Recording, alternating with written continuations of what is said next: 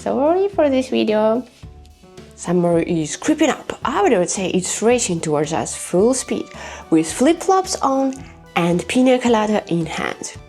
Well, it's time to start planning your vacation, stock up on sunscreen and cute shorts, and of course, right kind of books. And that's where I come in, my friends. I dig deep the attic of my brain and pull out 9 stories that I personally associate with summer, all for different reasons. You'll see. Yep, 9. Sorry to all my round number lovers. So grab yourself some tea, coffee, juice, or alcohol, like I don't know your life. And let's go! The first book is The Friends by Kazumi Yumoto. This one is about 3 boys who at some point started asking questions about life, death, fate, all of that, existential package. And obviously they go on a quest to search for answers to these questions. And as it usually goes, they discover something way deeper. From what I remember, the book really felt very warm and kind. I'm pretty sure the story takes place during the summer vacation, so there are a lot of scenes where boys just running around outside and doing silly stuff we all did. So it really pulls you back into nostalgic childhood summer feeling. Plot-wise, these boys start spying on some very, very old man in order to understand death better. Sounds grim, I know. But the way their worldview changes by the end of the book is very touching and uplifting. I highly recommend it.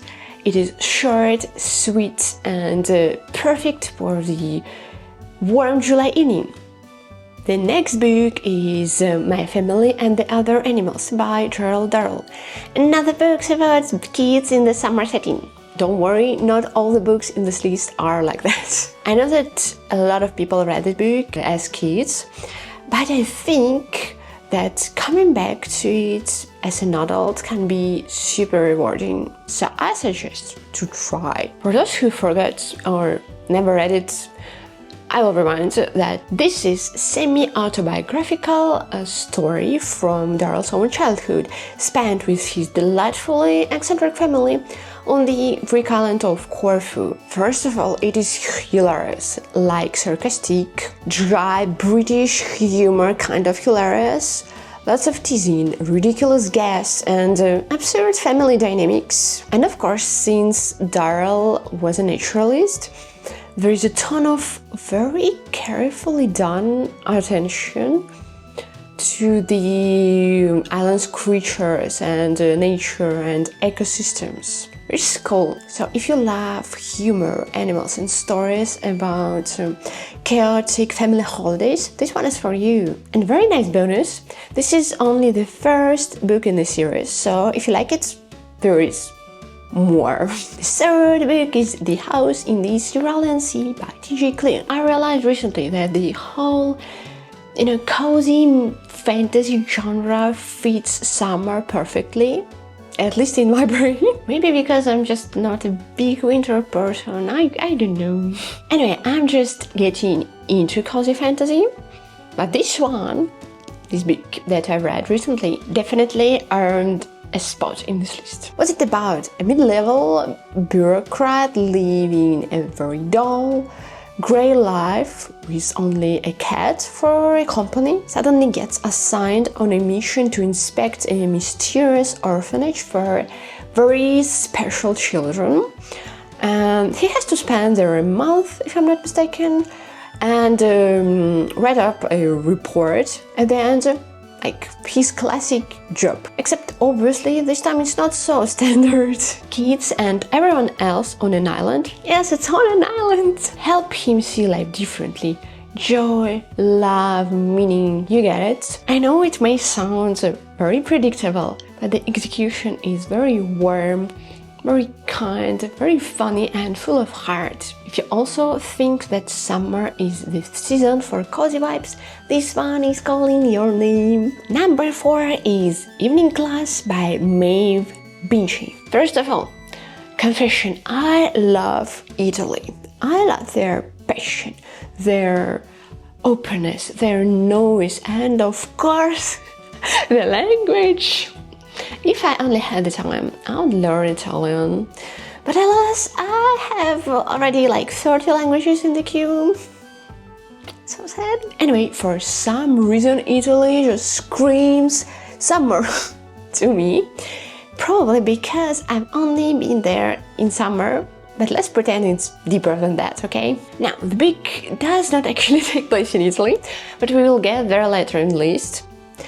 But it is very closely connected to this beautiful country. The story actually unfolds in Dublin, where the author throws together a group of wildly different people. Various ages, personalities, temperaments, behaviors, and backgrounds, all of that, and place them into one room, the evening Italian language classes. And naturally, those classes start to change them, their lives, their attitudes, their hopes, everything starts to shift. Yes, there are some twists, and no, I won't spoil it for you. Just trust me, it's not as simple as it sounds. And I think it's kind of feel-good story you need to read on the beach. This is a good book to take on the beach with you. I think so. Just try. Number 5, My Brilliant Friend by Elena Ferrante. Well, speaking of books that do take place in Italy, this one that does it. And also, this book is very, very close to my heart. It is actually the first book in a 4-book series following 2 girls and, and actually a lot of people around them from childhood all the way to old age. There is pain and disappointment, but of course also joy and some hope, because it's just trying to portray a real life with, all this messiness. I adore this series. It was one of these rare reading experience where I felt completely seen by the protagonist. Her thoughts mirrored so many of mine, especially when she was younger. So if you are not in the mood for a lighthearted retreat, this is your intense fear alternative. This book is not cute and kind at all, but you will be blown away by the heat, because it's not only portray warm Italy, but also full of temperamental Italians, whose discussions, even the banal ones, are usually very hot and loud. Next book is Call Me By Your Name by André Aciman. Continuing our Italian summer theme, here comes the only romance in the list. Because, to be honest, I don't read romance so often, and I also do not associate it particularly with any summer or warmth. Although I perfectly realize that for many people this is like go-to beach literature, but this is my list, you know. And also this love story is about 2 boys, because I mostly only read queer love stories.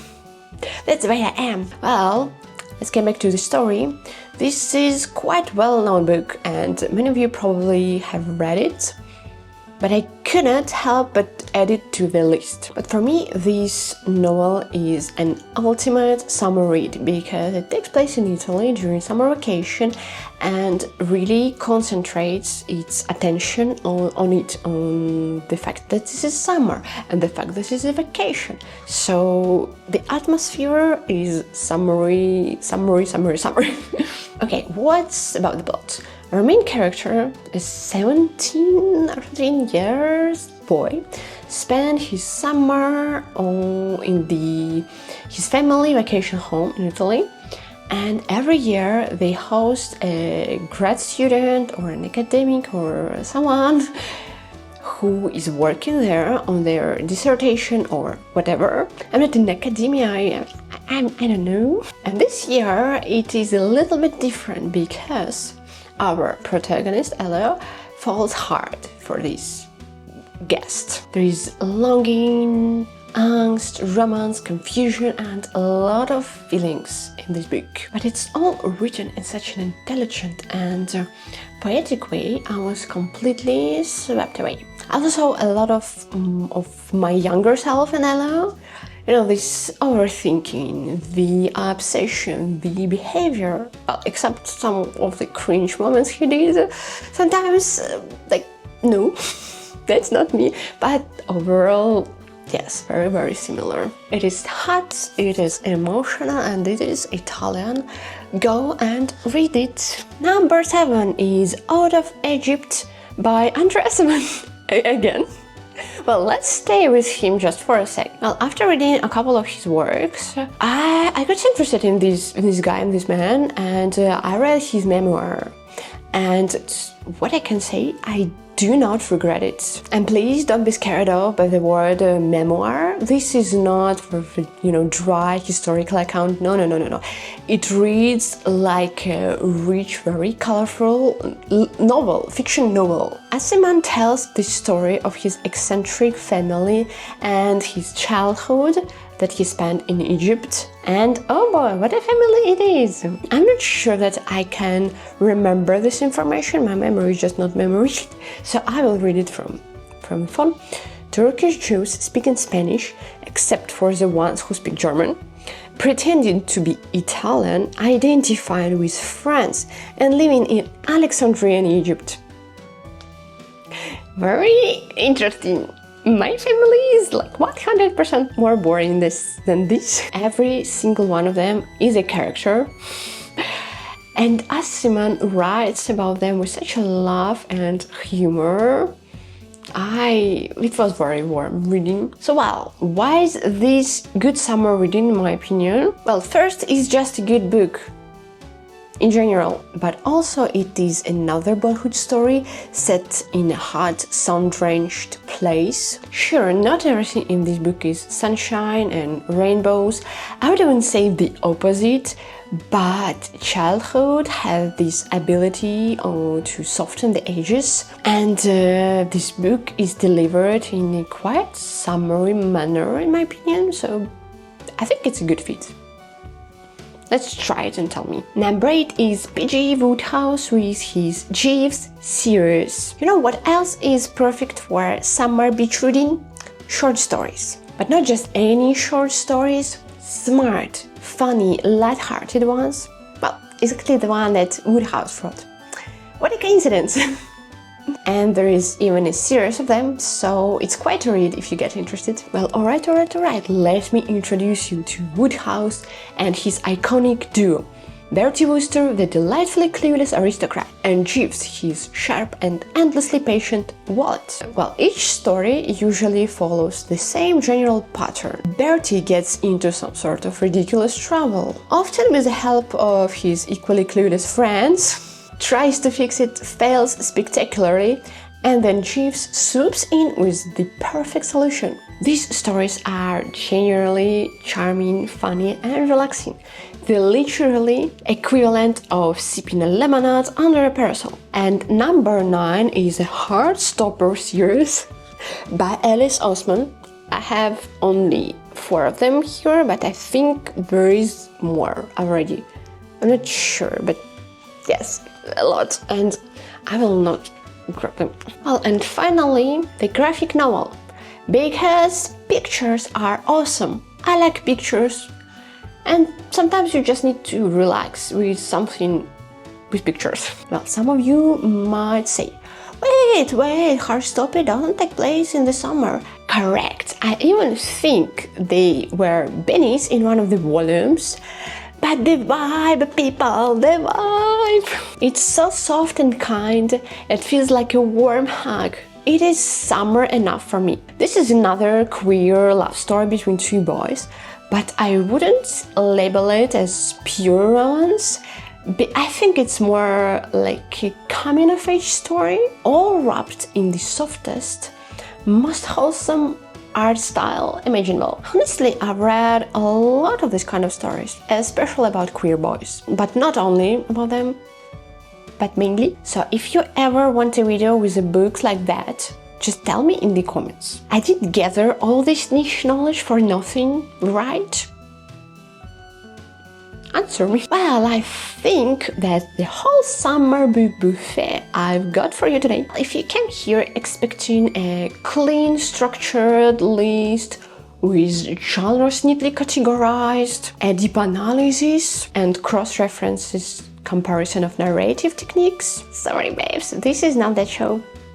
Summer is not about charts and graphs, it's about accidentally getting sunburned while reading about Italians, or spilling lemonade on the pages full of heartbreak.